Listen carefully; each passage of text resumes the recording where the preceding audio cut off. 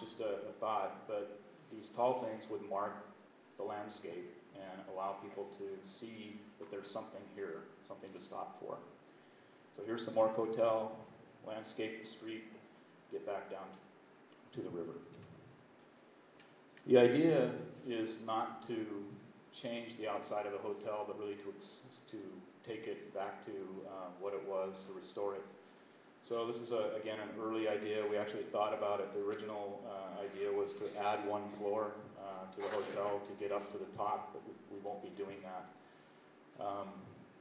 The other idea, though, is to complete the block. I mean, if you walk around this block, there are a lot of empty lots and rundown buildings. And so with the hotel here, we also see a master plan that would give us the opportunity to complete the block, and there could be, you know, retail or office space or housing, possibly a parking garage in the center of the block that would support the hotel, but also support all of the businesses in downtown Aberdeen as well. So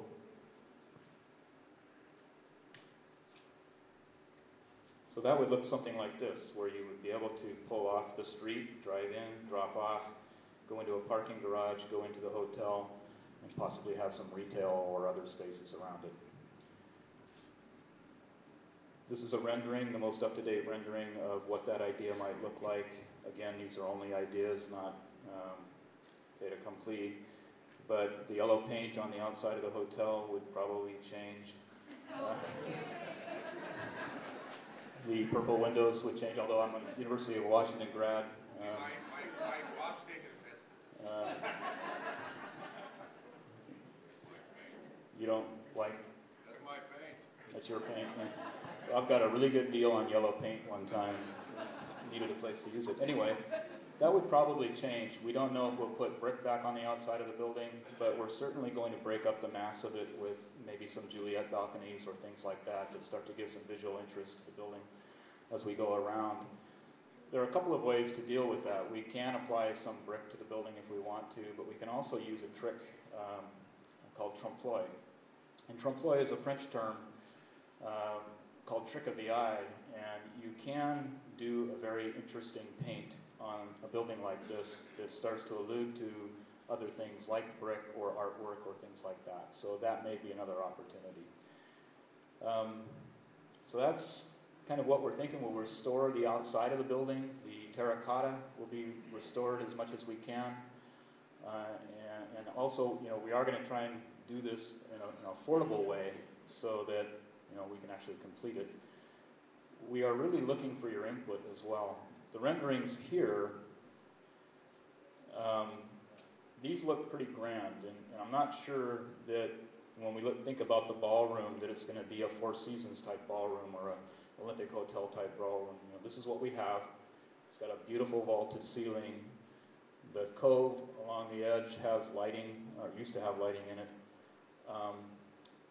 It still has the light bulbs. Right? Still has the light bulbs. Okay, so you know, we will deal with that in a way that restores it back to what it was.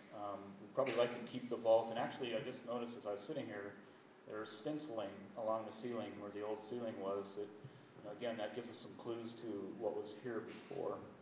So we'll probably try and restore that. Architecturally, I don't think we're going to end up with a ballroom that looks like this. It will be something less grand, but still beautiful, that really responds more to the heritage of the building and not trying to change it to something it's not. The project will have, I think, about 85 rooms, 87 rooms of various sizes. It may be a two-phase project, and if we do it in two phases, the wing that goes to the west will probably be shelled and not done. So we'll probably could start out with around 40 rooms. That makes this an affordable project. It allows us to finish the lobby, the ballroom, the restaurant, possibly in a. I know we all want to have the Highlander cocktail lounge back as well. Guys in kilts serving scotch. So for those of you who don't, I was too young to get into the Highlander legally. But my dad told me about it, and he said it was a really great place, and had a lot of good times there. So we see that as an opportunity. We also really want to hear from you, and you can email us about what you would like to see here. I am thrilled that the Grand Heron is being restored, that building is not going to be torn down, because when you drive through this town, it's a beautiful town that has a lot of missing teeth, and I think we need to really preserve these buildings because it's the heritage. So we could see the opportunity to have the businesses in town, you know, a coffee shop, flower shop, Grand Heron gift shop, as part of our lobby experience, and we would really like to have you give us your input, as I said, to that. We'd also like your input. You know, you all probably travel and go to nice hotels or whatever, and so if you could tell us about the amenities you want, we would like to hear that as well, because we would like this to be a project that you own part of as well. So that's about all I have to say. You can ask questions if you'd like about what you see up here. I'll hang around afterwards, and then I'm going to go visit my mom.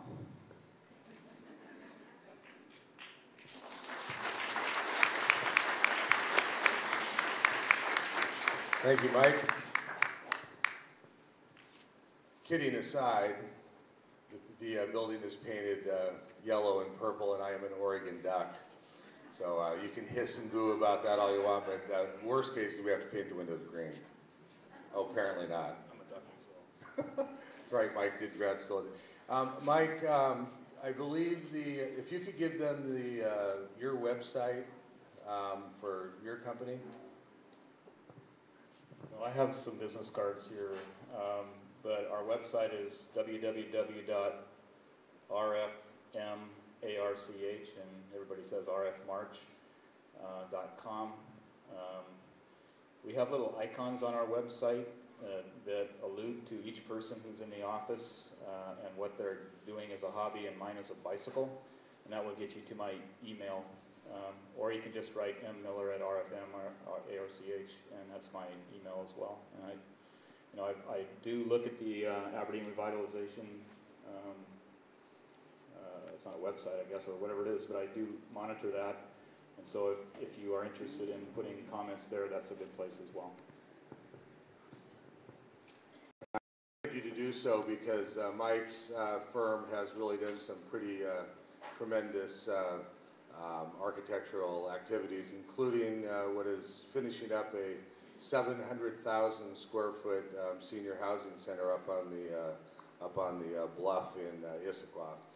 Some incredibly beautiful things. So what he's able to bring to the party here is a vast amount of experience. They have a very good sized firm, and obviously I want to also let you know that when it came time to acquiring bids 3-4 years ago, Mike was very aggressive in saying, he wants to put his name on this one. So you definitely have, Harborite written all over it and an Aberdonian, no less, when Mike's involved. So with that, there's an awful lot to talk about.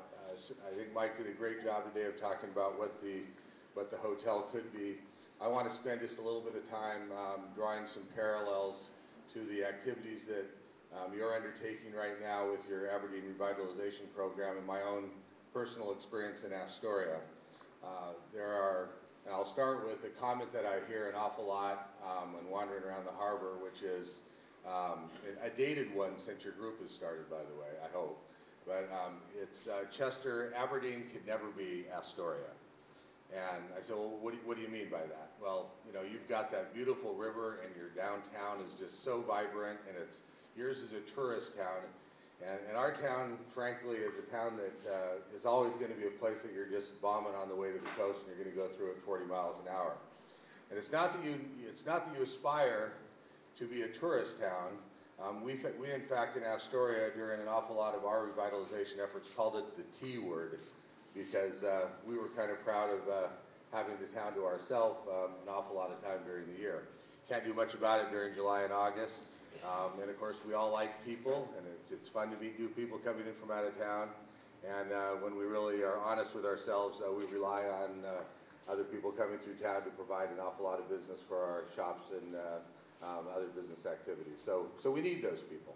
But we did call it the T word while we were secretly building our own little fun center for ourselves.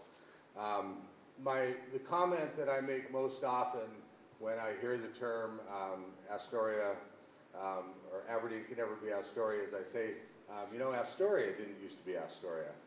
In fact, before I Before I had come up to Aberdeen to take a look at doing the Morck Hotel, I had only been here once before in the harbor, and it was I was in Hoquiam learning to fly with a guy named Chet Forsberg, if any of you know him. When I was 19 years old, I got my pilot's license there, and then I didn't come back again for about 30 years. And when people ask me, again, prior to taking on this assignment, what Astoria was like 15 years